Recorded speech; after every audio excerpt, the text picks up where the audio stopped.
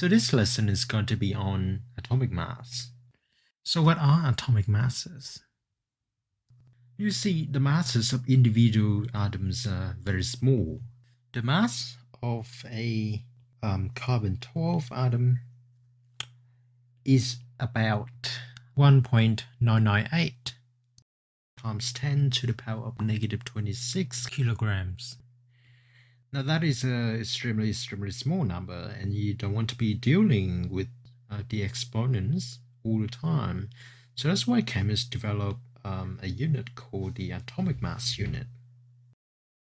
So the atomic mass unit, it is defined as exactly a 12th the mass of a carbon-12 atom.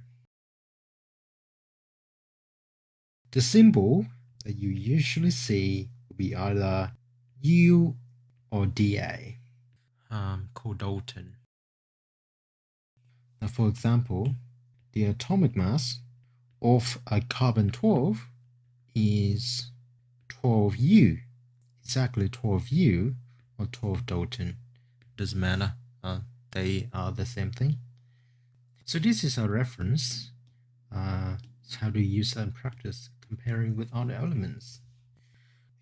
For example, you have, the atomic mass of a sodium-23 is about 22.9898 U or Dalton. Hydrogen-1 is 1.0783 U or Dalton. Hydrogen-2 has an extra neutron, so the weight will be probably doubled. So that'll be about 2 point something. So that'll be 2.01410 U. So that's how atomic masses are used to describe the weight of the atoms. So the table being shown on the left here is the nucleic masses of each of the common isotopes of the common elements. If you look at the carbons on the left, you see the carbon-12 weighs exactly 12 U or 12 Dalton, because that's just how atomic mass was defined in the first place, and that is each U is a 12th of the mass of carbon, therefore will be 12 times that, which is 12 U.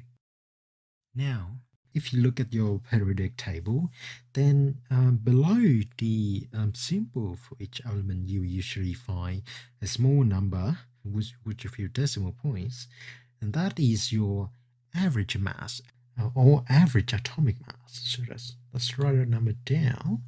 So you have your carbon has an average mass of 12.01 Dalton. Now, how do you get a number?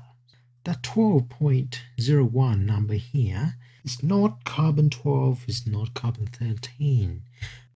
Now, how this is calculated, the symbol for this is A subscript little r with the element in bracket.